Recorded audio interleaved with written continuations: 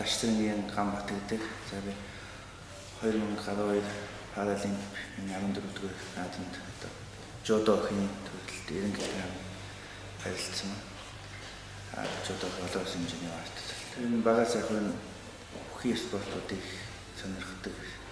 Тэгээд багаас одоо ноцолдож өссөн л дээ. Үнэхээр хөрөөд энэ л байдаг бол хичээл хийсэн боддог байсан. Тэгээд 2004 онд тэнд явсаа одоо манай Паралимпийн баг тамирчид тэгээд тэнд жодохийн спорт байдаг юм байна. Хайр хүмүүс барилдаг юм байна. Чиний спортыг сонирхоод байдаг шүү дээ. Тэгээд хичээлүүл яасан гэх юм.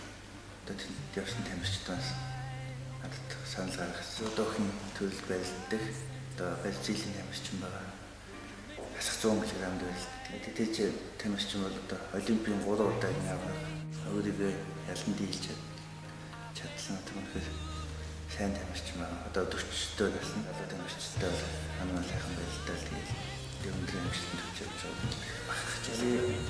2003-аас 2007 оны Монгол Улсын боловсролын сургуулийн Монгол судлалын сургуулийг Монголын багш мэргэжлээр төгссөн. Багш мэргэжилтэй. Өнөөгийн төвшөнд бол баг зэрэг бол ахиж галж байгаа боловч хөгжлийн бэрхшээлтэй тийг одоо ажлын байр сайн бий болохгүй юм гэж бодож байна. Ерөнхийдөө бол одоо хөгжлийн бэрхшээлтэй хүмүүс маань судлалыг бол маш өндөр хэмжээнд эзэмшдэг боллоо. Тэгээд тийм болохоор энэ хүмүүс бас тэр хэмжээнд төгссөн ажлын байрууд бас бий болж байна.